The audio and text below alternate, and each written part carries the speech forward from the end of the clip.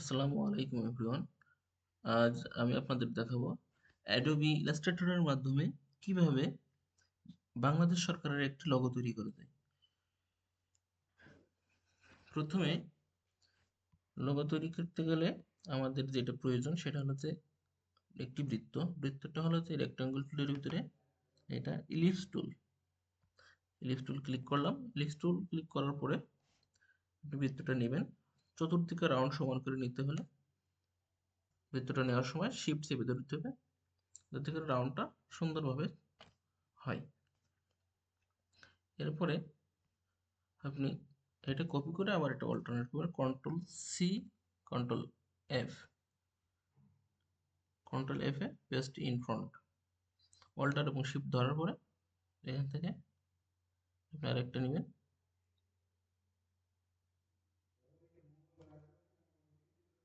এরপরে এখান থেকে একই অবস্থায় আবার কন্ট্রোল সি, কন্ট্রোল এফ,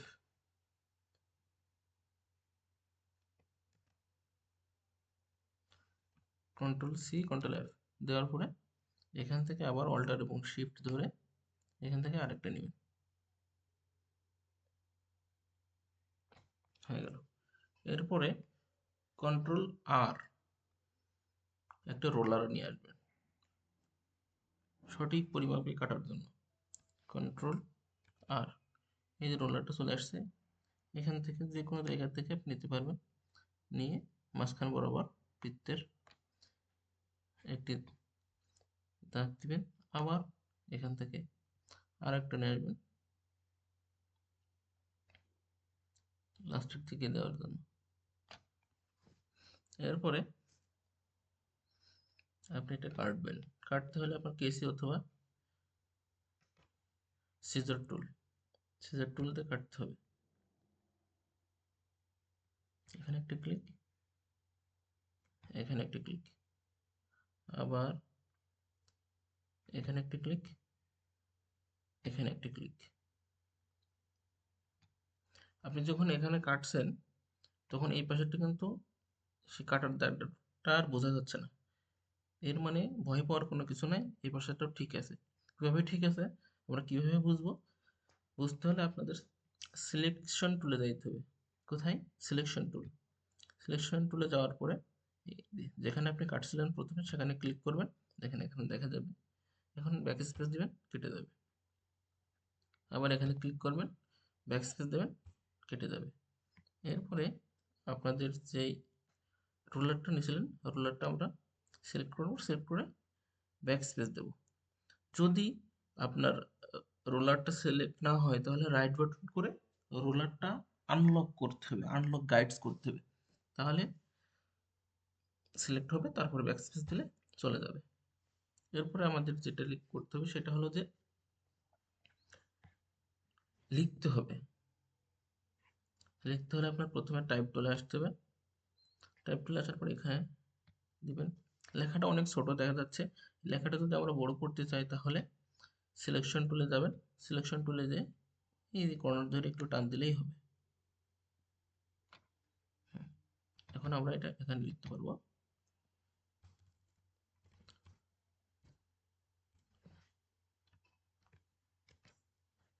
লিখবো আমরা গণপ্রজাতন্ত্রী বাংলাদেশ।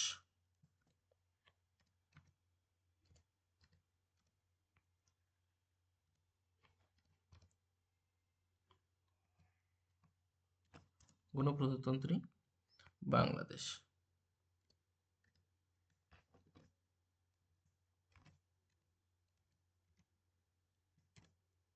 আরেকটা লিখতে হবে সেটা হচ্ছে এখানে নিচে লিখলে হবে না, আর একটা টাইপ টুল নিয়ে তারপর এখানে লিখতে হবে বাংলাদেশ। সেম ভাবে আমরা একটু বড় করে নেব লেখাটা।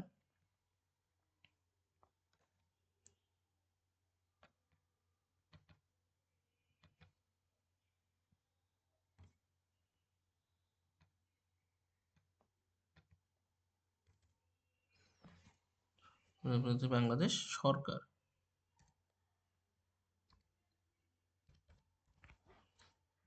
হয়ে গেল লেখাটা। এরপরে লেখাটা যদি আপনি কালার দিতে চান তাহলে কালার দিতে পারবেন। কালার দিতে হলে আপনি এখান থেকেও দিতে পারবেন ফিল কালার, আবার আপনি উইন্ডো থেকে কালার অপশনটা নিয়ে আসতে পারেন।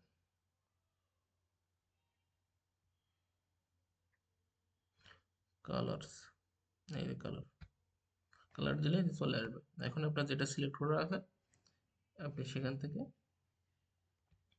নিতে পারবেন।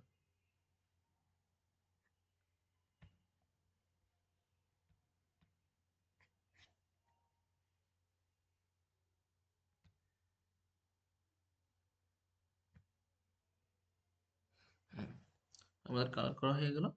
এরপরে যেহেতু লেখাটা সিলেক্ট আছে, সিলেক্ট অবস্থায় আপনাকে অবজেক্ট করতে হবে। এখানে সিলেক্ট করা আছে, এটা অবজেক্টে যাব, অবজেক্টে যে আমরা এক্সপান্ড করব, কি করব, এক্সপান্ড।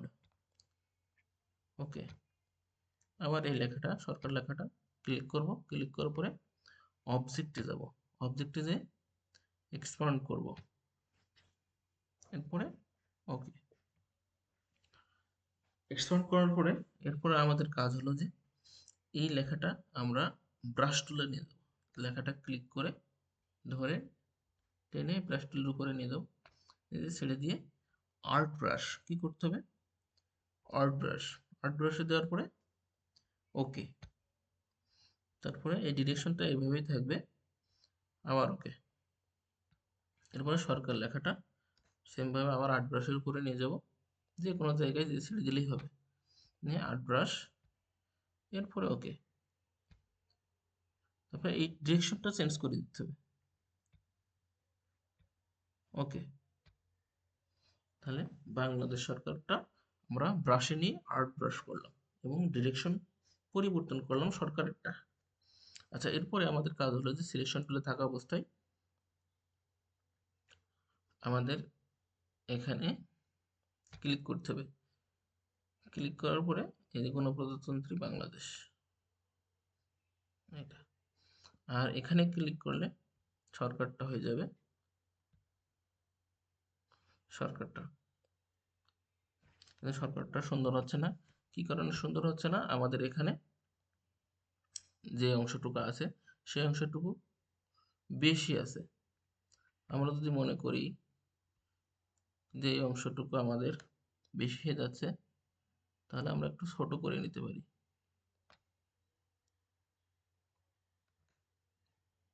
তাহলে লেখাটা সুন্দর দেখা যাবে।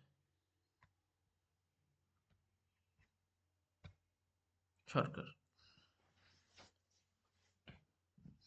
এরপরে আমরা একটা স্টার টুল নিব,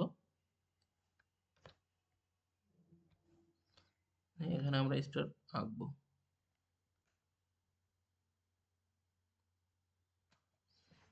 এরপর আমরা যদি এখানে কালার দিতে চাই, আপনি যে কোনো কালারে ক্লিক করবেন সেই কালার হয়ে যাবে।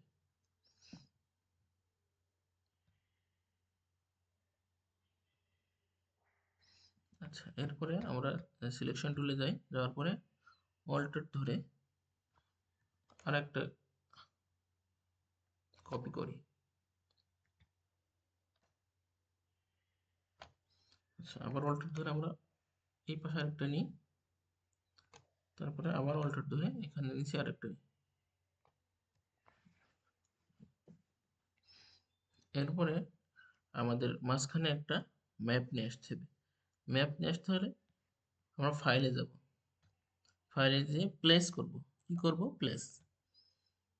প্লেস করার পরে আমরা এখন যেখানে আমরা লোগোটা রাখছি, ম্যাপের লোগোটা, সেইটা নিয়ে আসবো, যেই ফোল্ডারে আপনি রেখেছেন সেই ফোল্ডারে দেওয়ার পরে আপনি পাবেন।